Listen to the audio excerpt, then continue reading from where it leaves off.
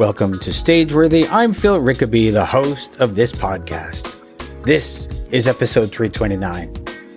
Stageworthy is a one-person operation, so not only do I arrange the guests, I edit the show, I promote it, and I also created the music that you're hearing now. I also shoulder all of the financial responsibilities for keeping the show going. So if you enjoy this podcast, please consider supporting it. There are a few ways that you can do that. If you listen on Apple Podcasts or Spotify, you can leave a 5-star rating. And if you listen on Apple Podcasts, you can also leave a review. Those ratings and reviews help new people to find the show. If you want to keep up with what's going on with Stageworthy and my other projects, you can subscribe to my newsletter by going to philrickaby.com/subscribe. And you can also leave a tip for the show by dropping some change in the virtual tip jar. I will put a link to that in the show notes, which you can find on the website or in your podcast app. But one of the most important things that you can do, even more important than ratings, reviews, or even financial support, is to share on social media. Even retweeting this episode helps. You can find Stageworthy on Twitter and Instagram at StageworthyPod, and you can find the website with the archive of all 329 episodes at StageworthyPodcast.com. If you want to follow me online, you can find me on Twitter and Instagram at Phil Rickaby, and as I mentioned, my website is philrickaby.com. My guests this week are Stephen Elliott Jackson and Neta Rose. Stephen is the playwright of The Garden of Alla, and Neta is one of the stars of the show. The Garden of Alla is part of the 2022 Toronto Fringe Festival, running from July 6th to 17th. Here's our conversation.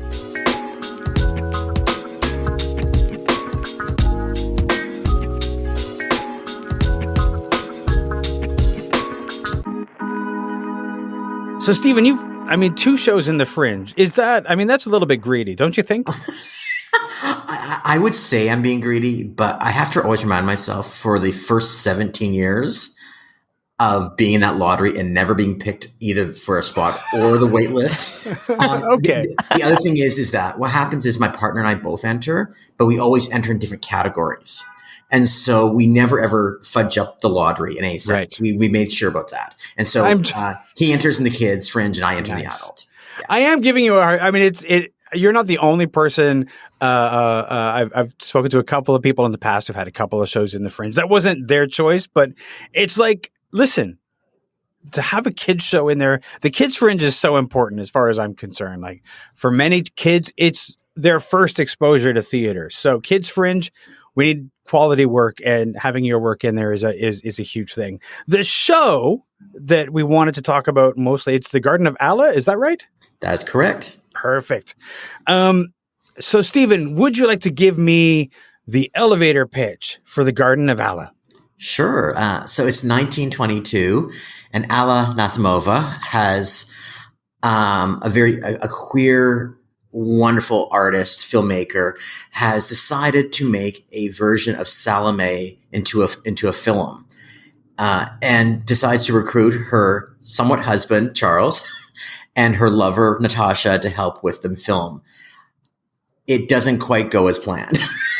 There's a lot at stake, and a lot that rides on it working, but also a lot on society to accept it. So yes. Now, Salome, if I recall my film history, people had been trying to make Salome as a film for a while. I think there was at least one silent version that was done, and this is, I believe, pre-Hays Code, which means that they could get away with a whole lot.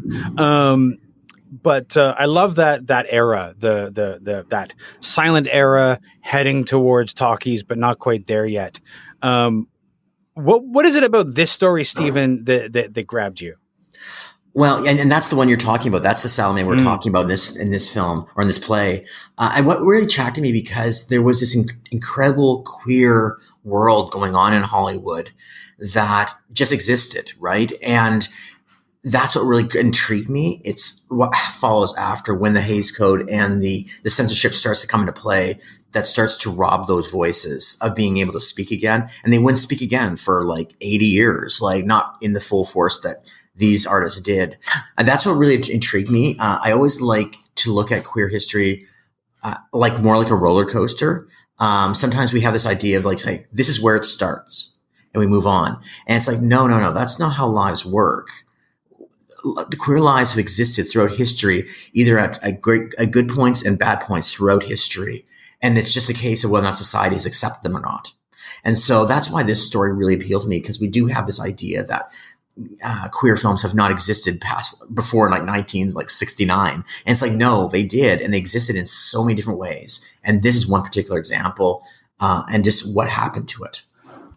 It's interesting because there's the erasure of the queer voice over time. Like, as you said, the beginnings of the film industry, there were many queer voices and many queer stories being told, as and well many as women too, and many women. Yeah. There were many strong stories that were being told that were as often happens, the more conservative get their backs up and decide, well, this isn't permitted. This is too much. We can't have this. They freak out and then they bring in something like the Hays Code, which stifles creativity for years. And it wasn't just queer sexuality, like all sex, like the insanity of like that kiss, this, like the ways that people had to insinuate attraction and things like that. The Hays Code was wildly overreaching, but very much so. And I think what's interesting is that the films I've actually grown to love over the years are those filmmakers who dare to challenge those notions. And so, like, for instance, like for my favorite era of kind of queer filmmaking is like 1955 to 1969, because they are these filmmakers trying to tell stories without the words to say them, but the audiences were starting to pick it up. And I am just absolutely fascinated by this. But this era was fascinating because they were being quite overt about what they're saying. Well, I mean, yeah, there's a lot of really, really overt sexuality in silent films. We think of the comedies; those are the ones that we think of in terms of silent film often now. But the drama, the romances, we're highly sexual, highly like the storytelling was really amazing and visual, and so the sex is sex, and it's sexy stuff, sexy sex. Phil, come on, you could talk better than that. But it's the silent era was more than just what we think, and so the story of Salome as a film is pretty juicy and steamy. It is, and it's, you know, there's a lot of talk about it in the play, just about what the story is, and it's not something that doesn't sound like a sellable thing sometimes. But the other cool thing about working on this piece was also to really explore these three characters and how they fit into this time period, how they fit into the queer world, and ultimately how their lives were affected by the making of this movie.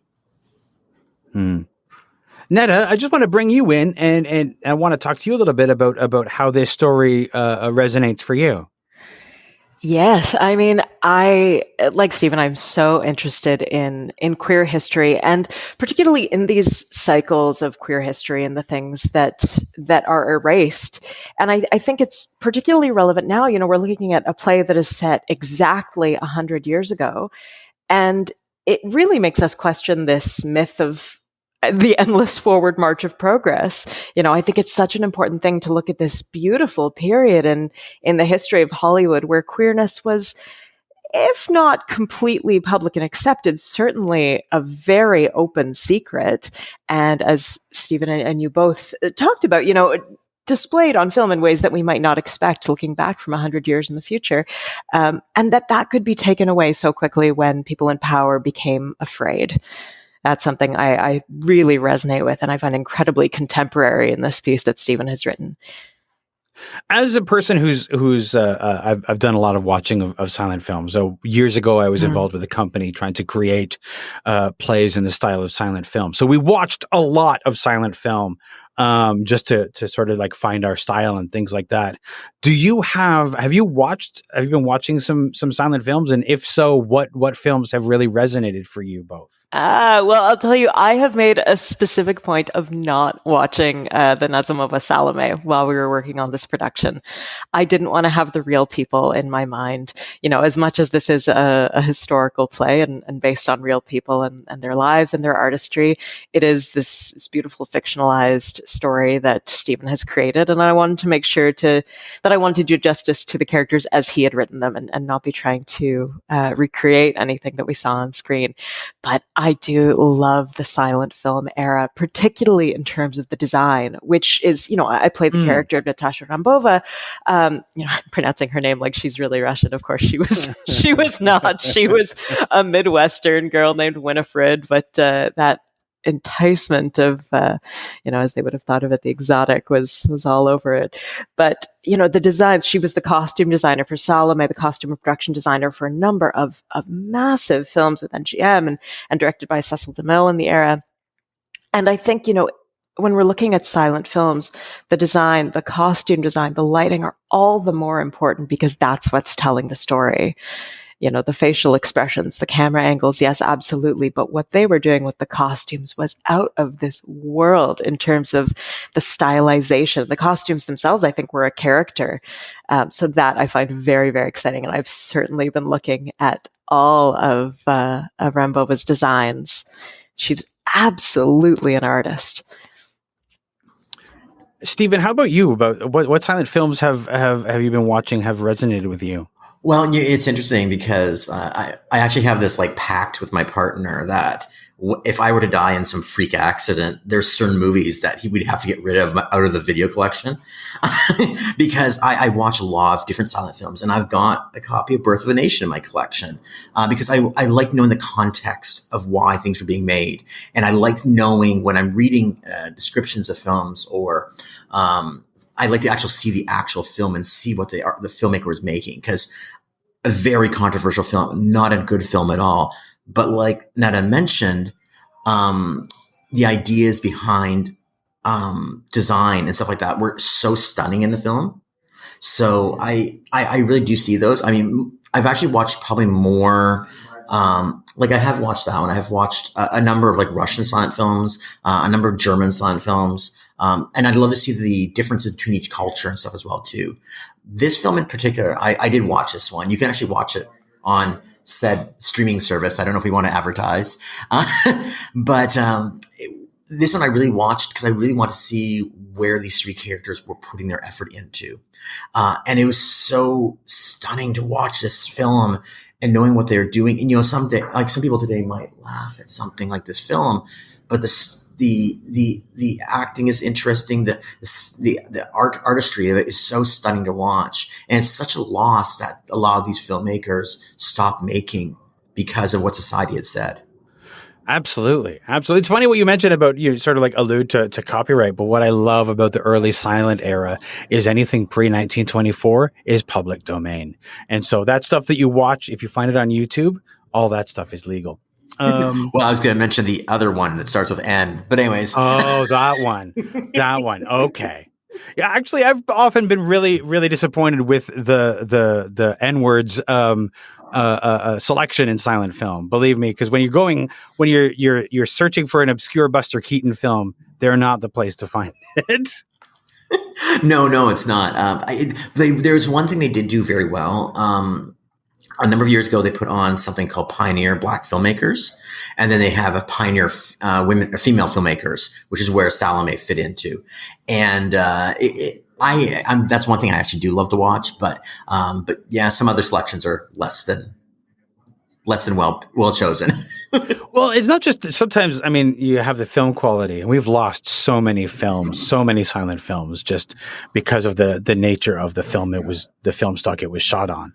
So the fact that we have as many as we do is always quite astounding. Just to ask about the creation of this show. Was this written over the pandemic? Was it pre-pandemic? Tell me about from inception to completion. When were you writing it, and what was that process like, Stephen? So for me, I did some research beforehand, many years ago, about a number of the more lesbian aspects of Hollywood, and I was fascinated by the book. And I thought, I should maybe keep this book around in case I want to do something. And then I didn't keep it, unfortunately. I got rid of it at some point.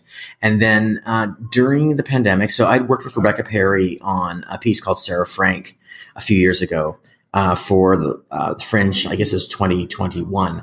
And so we had worked on that, and she was talking to me about some of her own personal kind of reclaiming herself in a sense and her own identity. And we had talked about certain things. I knew she loved Hollywood. And I remember these stories about Alla. And I was like, you know something? This would be a great way for you to kind of reintroduce yourself a little bit into this really incredible character. And on top of it, you won't have to sing anything, but because there's no singing in Alla, but it also offers you a chance as an actor to do something a little different. And so, but then it became something bigger than that. And when I started to write, I wrote about, like, I guess it was back in the late fall, I think I started to write it. And then we kind of were starting going through the script a little bit. I stumbled the first time I started to write it, and then I found a second version and I went, that's what I want to talk about. And it allowed me to have just a lot of fun playing with these characters.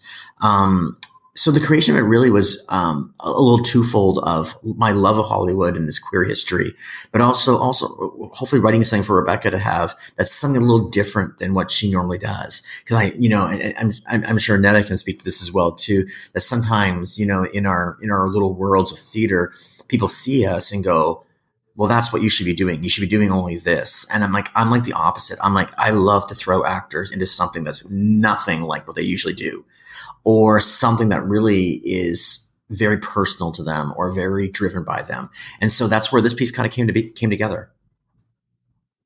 Yeah. The whole, the industry sees you and you become that one thing is, it's easy, right? It's like, you fall into it because it's easy, but then there's that challenge of doing something completely new. If I could nerd out with you for a second, Stephen, you mentioned the stumbling the first time, just as a writing nerd. What if you could compare the first one where you stumbled and the current one, what was that difference? What was happening in that first attempt that you call the stumble? As opposed to this one. Okay, so the big thing the first one was it was set quite a number of years later, near the end of her life, and what it involved, it was really all her. It was really all her, and what it ended up being was these two conservative Christians breaking into the Garden of Alla, and getting caught by her, and then being kind of forced to hear her life story to some degree. And it was cute. There were parts of it I liked, but what I didn't like was that I really love how characters connect with each other and how they, the connections between people. I love that. And so I was like, I start to lose connection with these two other characters and just telling her story. And I realized it was so expository, and I didn't really want to be an expository play. I want you to feel something. I want you to connect with these people. I want you to see it kind of in their own life, right? In their own time and everything. So, that's where I just ended up kind of scrapping that script and then going from scratch, and then realizing that Salome was really my starting point. Yeah. How far into it were you before you realized that it was not like coming together the way you wanted? Oh, very easily. It was like 3 pages, and it was like, I guess I started to write, and I'm very much an intuitive writer. So it's like when I feel something's not working, I find it pretty fast. And it's like, nope, not working. It happened to me once with a 24-hour playwriting competition time, and I'm writing this play, and I wrote like 3 or 4 pages, and I realized it was like the meanest play I'd ever written. And I said, I just hated it. So yeah, no, I realized what I love writing is characters. I like trying to find that connection between characters. I don't like characters who just kind of exist purely for the sake of existing. Mm-hmm. Yeah. This time and period of Hollywood is particularly interesting, and I want because I know this is something that Neta is interested in. I know that you're interested in it, Stephen, because of queer history. But there are parallels in terms of like the idea of rolled back rights, and we're living in a time where there are people who would love nothing more than to roll back the rights that queer, gay, and lesbian people, as trans, that the I hate the term, the alphabet mafia have fought for and had, and there's people who want to roll that back. This is a play set in a time where that rollback is kind of imminent. How, for both of you, how does this play sort of shine a light on today? Well, I think Stephen put it so well, talking about wanting to write a play where the three characters are present and they're living in the script. And he really has done that. And I'm so excited for people to see it, because what these three characters, Alla Nazimova, Natasha Rambova, and Charles Bryant, they show us three different approaches to this kind of encroaching rollback of rights. You have one character who just refuses to see it and just wants to live in the joy, the present, and maybe the fantasy of how good things are without realizing the threat that's encroaching. You have one character who's entirely focused on the threat and in the end decides to save themselves, perhaps at the expense of their community. And you have one character who I think in a way is trying to straddle both these things. And I think that's exactly where people end up. It's so hard. It's always easy to look back in history and think we know what we would have done in the moment. We've all done that, certainly in the last number of years, as we've seen so many historic assaults on human rights and human dignity. We all think, well, had I been there when such and such historic event happened, I would have done differently. But then the question is, what do you do now when it's happening in this very moment? And it can be very subtle. And I think that's what Stephen has done so well, without being in any way too expository, looking at the gradual encroachment of this conservatism in Hollywood, the Hays Code coming in with it. It starts, and I'm sure Stephen can speak to this more, but it starts as whispers. I heard that this person named Hays has been hired by the government. I heard that they're drafting a code that's going to legislate what can and can't be done in Hollywood. But when it's only whispers, it's really hard to believe that it's going to affect you. And I think that's the lesson we can take from this play, and that we can and really have to apply every day now going forward. That when you start to hear whispers, you have to start paying attention. You have to start finding out very, very quickly what you can do, because it's shocking how quickly whispers, things happening maybe in a different community, can start to affect you and your community and your work. And we know we have to stand up before it affects us, because generally before it affects you, it has affected somebody more vulnerable. The frightening thing about whispers is, sorry, Stephen, the frightening thing about whispers is it's almost like it's the chance to speak up, right? The whispers are somebody testing the grounds, like, oh, this thing might be happening. What do the people think about this? Will they ignore it? Can we get away with it if we do it? It's like this move forward towards something. And whispers are important to listen to. Stephen, I jumped in right before you. Oh, no worries. I was going to kind of mention was, these days we're using this word called allyhood a lot. And it's a good word. But there's two challenges with the whole idea of being allies and to speak up. And the two challenges are that you have to care about someone else as much as you do yourself, which is a very challenging thing sometimes we have very individualistic society right now. The other thing is that we can't make allyhood, it's more than putting a post up. It's more than all that, but it's also, it can't be unattainable. It can't be, I said this Monday, it can't be enlightenment. It can't be something that we're constantly told we can't do.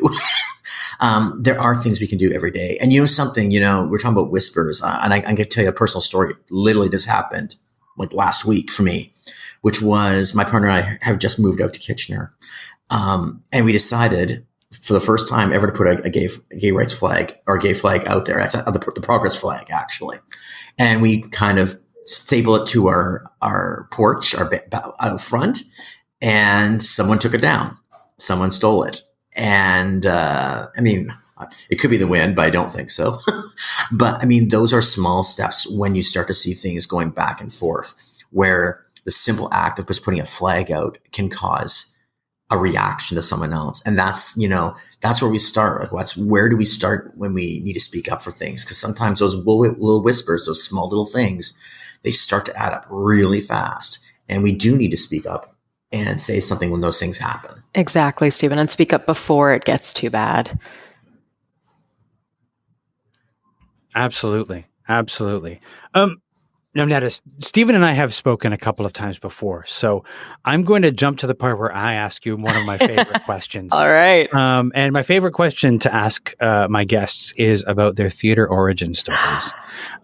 What is it that drew you to this and made you want to do this? What was the path that brought you to where you are now? Oh, my God. Well, I can tell you the exact moment. I was 4 or 5 years old. I was a little kid with curly red hair wearing a velvet dress in the early 90s, and I was in the dressing room at the Leopold's Theatre saying Muzzle Tov and Break a Leg to my dad before he went on stage to do a production of Joseph. And so I was a backstage kid. My dad's an actor. My mom had been in theater as well when I was young.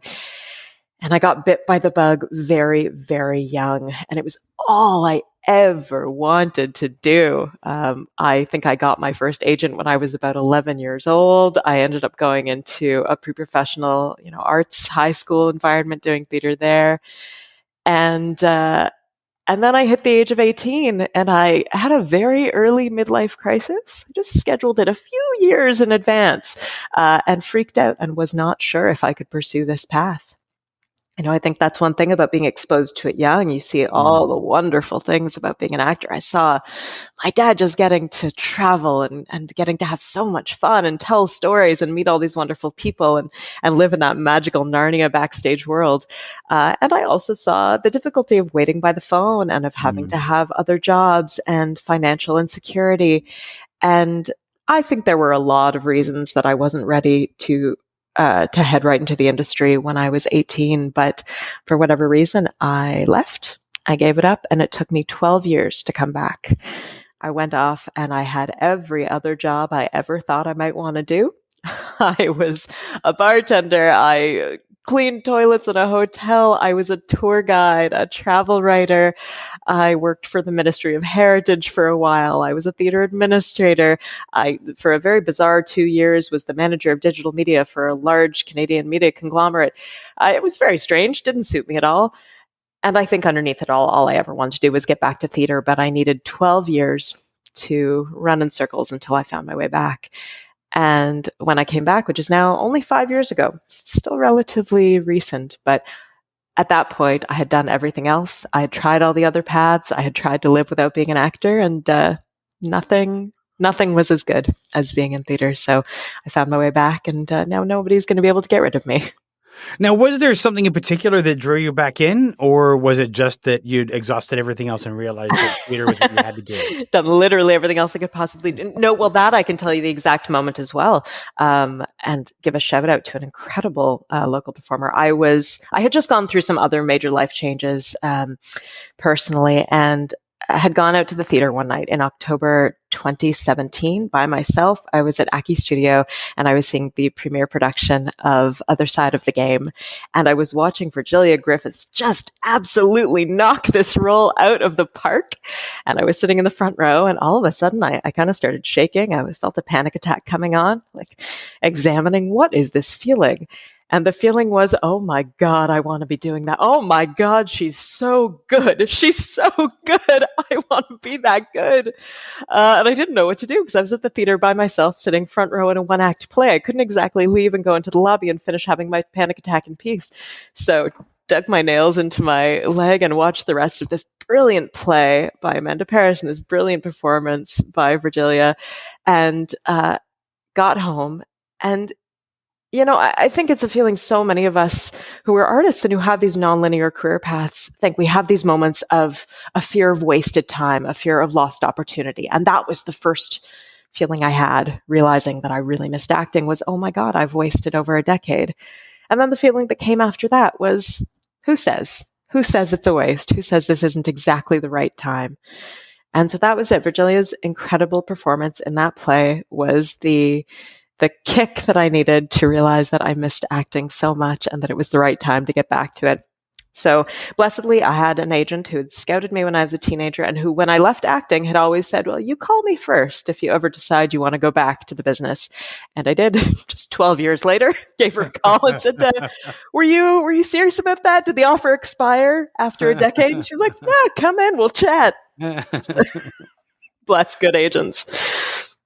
There's that fascinating moment of realizing that this is what you want to do, and that idea of wasted time sort of like jumps out at me, because in some ways, and this is, I think, is kind of valuable. In some ways, you now have a life experience that some other people in the theater don't have. Like, you've worked, like, I hate saying it, quote unquote, real jobs, and so like you have that to draw on. That what is it like doing like the quote unquote regular job, which is something that sometimes people who are in the theater don't necessarily get to have.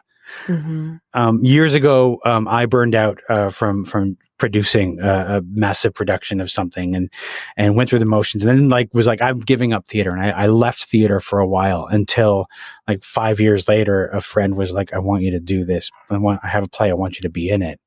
And I was like, I don't do that anymore. And then they hit me with the play that I couldn't say no to, and the role that I couldn't say no to. So I was like, oh, my weakness, you're my kryptonite. And then I figured out how to balance work and theater, which was an important thing to learn, that it was possible. Yes. I think that's exactly it. And in the end, once I got over that initial wave of sort of the shame and the anxiety of that myth of missed opportunity, what I found was, I am so glad that I left when I did. I don't think it would have been the right time for me to be an actor at 18. I don't know who I would be as a person, let alone as an actor, had I gone to theater school at 18 and gone straight into trying to make this my entire life. I'm so grateful for the experience I have, and I think it certainly makes me a better actor, but probably also a better colleague. And as you said, you talked about, this idea of balancing the business and the art side of it. I think I have that. I've made a living in a million different ways since I was 18 years old. And that leaves me with this confidence that in one way or another, I can hustle. I can always find a way to pay my bills, whether it's in the arts or not. And for me, that has brought so much joy, so much more joy to being an actor, because I don't think I ever walk into the room desperate. For me, it's just this amazing playtime, and I'm endlessly grateful for it, because for 12 years I didn't have it. So I feel that the career I have now, which I certainly hope I'm going to continue to build, and it's going to go in directions that I can't imagine today, but I think it's sustainable in a way that it never would have been had I entered this field as a young teenager in my early 20s. And I think to bring it back around to talking about this beautiful play that Stephen's written, so much of what this play is about how to sustain a career as an artist in a world that is not necessarily set up for your success. People who so desperately want to make art that is true to them. Yeah. Stephen, just to bring you back in, I think I would be remiss if I did not talk about two other things. First off, the kids show that you were talking about, which is called The Prince's Big Adventurer. And that's something that people see at Kids Fringe. If you could just give us a quick elevator pitch as to what that show is. So The Prince's Big Adventure is about a young prince who's forced by his mom and dad to rescue a princess from a tower. But his father realizes he's not very good at that type of thing, so he hires an adventurer in the village to go with them, who he ultimately falls in love with. And so it was my chance to write sort of a gay fairy tale. It was my chance to kind of break a few of the rules and stuff like that. But it was also a chance to write music for the first time, which I've never done. I hadn't been able to do most of that stuff. I'm not a musician in that sense. I like just writing lyrics, but it's a show that I'm making with a lot of friends who are all people who I've worked with over the last number of years, a very diverse group of friends, and a chance just to kind of do something a little different. And I love doing that. I love kind of playing against the type a little bit. Yeah.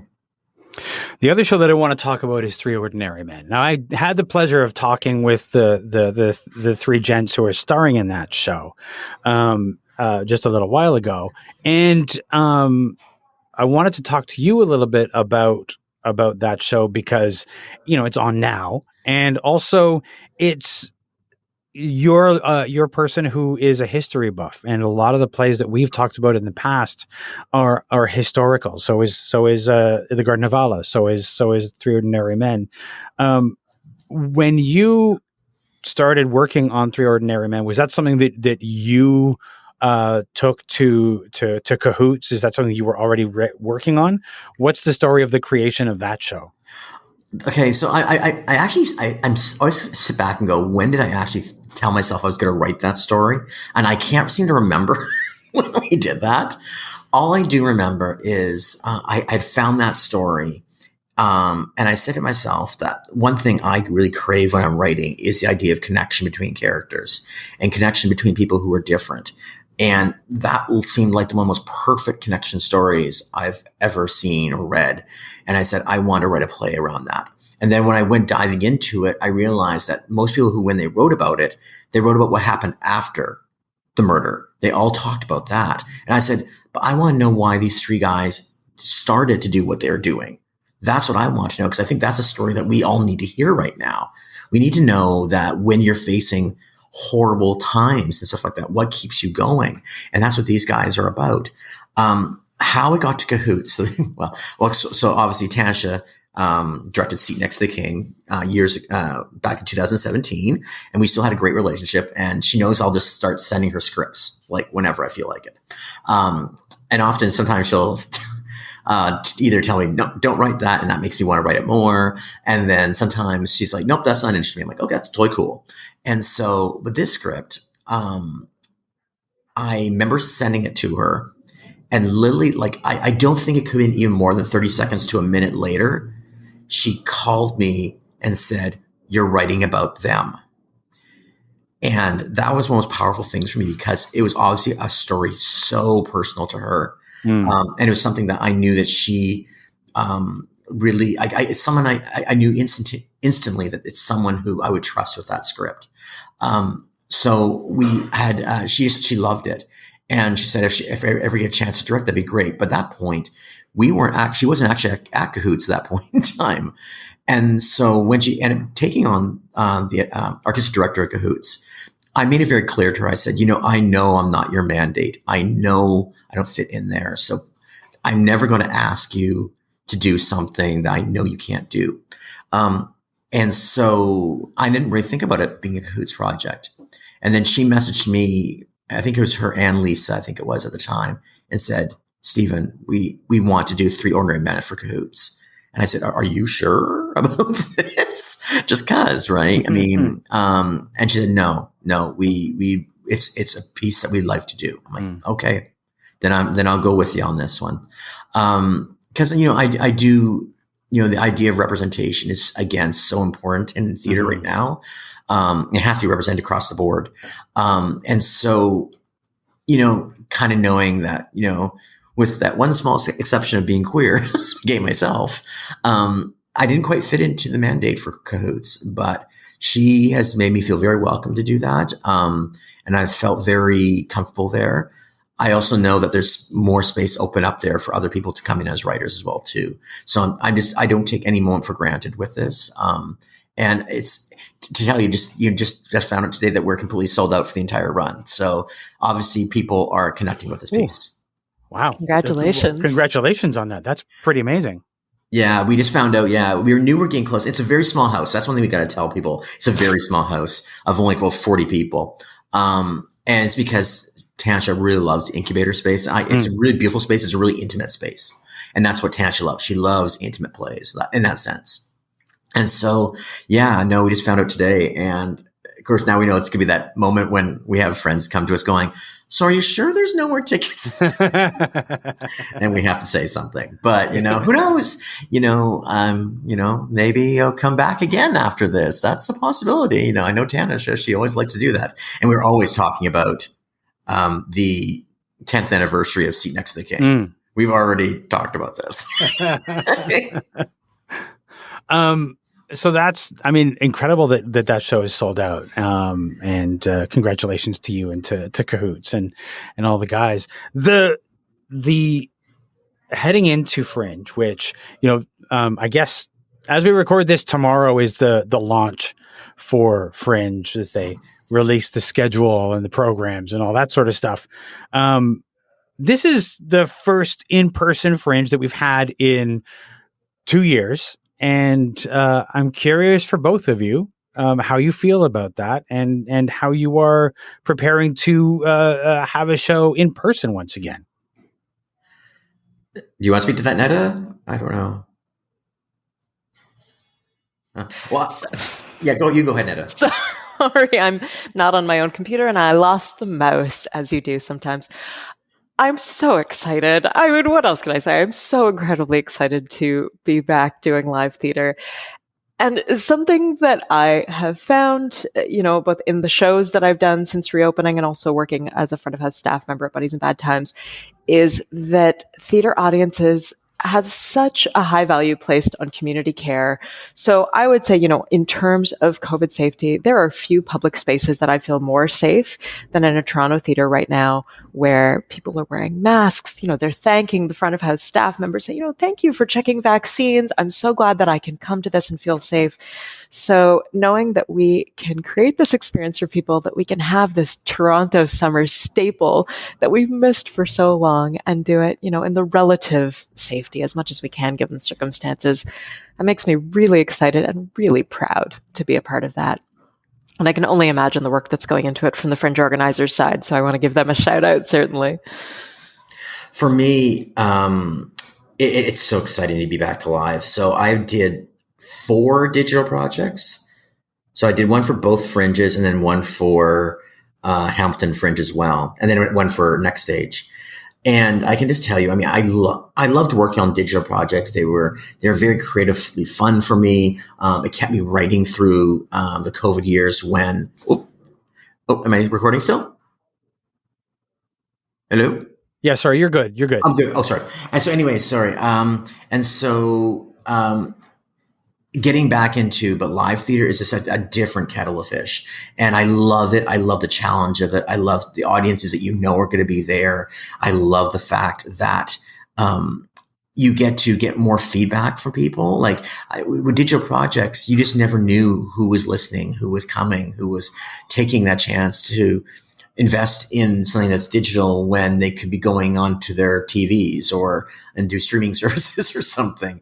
Or it's live theater. There is simply nothing like it. And to be actually back and having, like right now, I'm enjoying so much having people hear the words from The Ordinary Men. And I can't wait for them to hear The Garden of Alla. And I can't wait for them to hear The Prince's Big Adventure. And it's like, it's a beautiful, beautiful thing.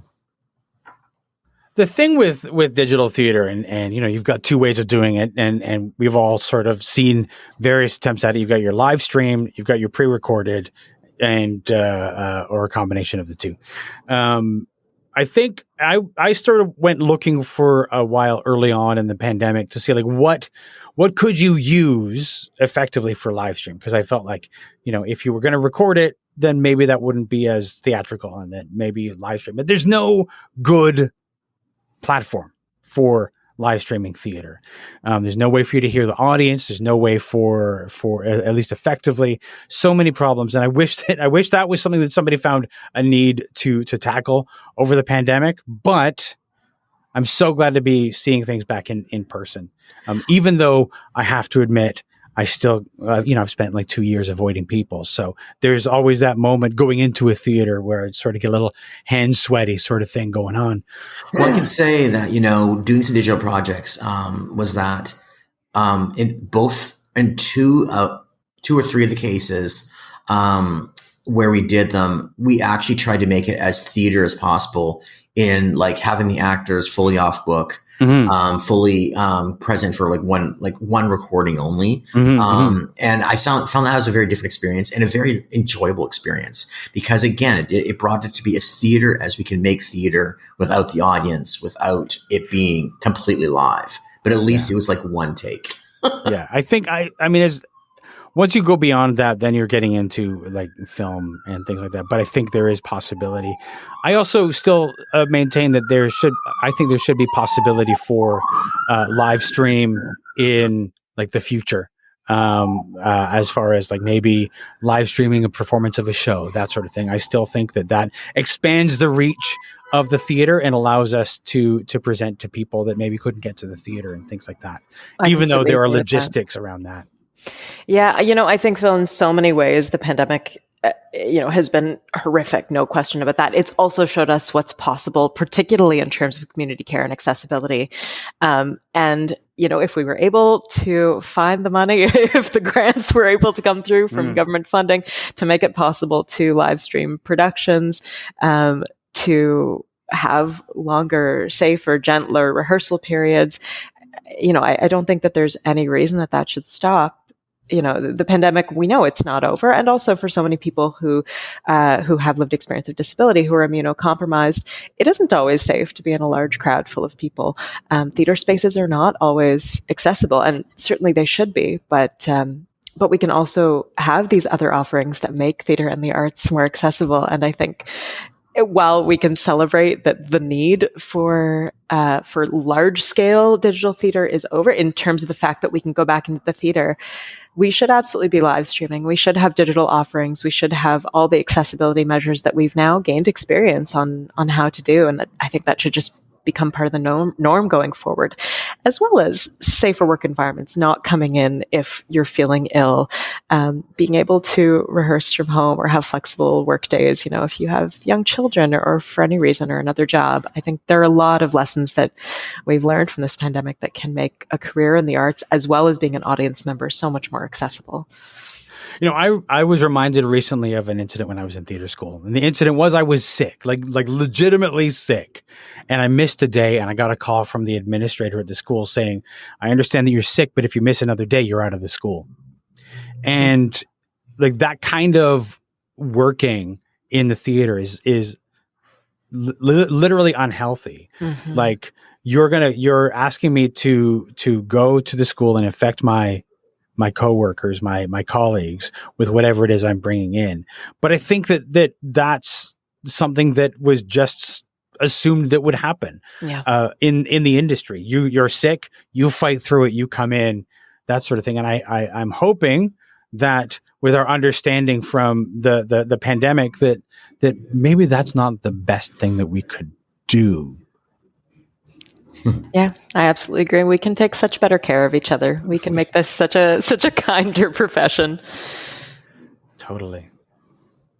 Neta, Stephen, I want to thank you both for sitting down with me today. I'm so looking forward to the Garden of Alla, and I look forward to seeing you guys at whatever fringe tent you happen to be at. Thank you so much, Phil. This has been so much fun. Thank you very much, Phil. I really always enjoy your interviews.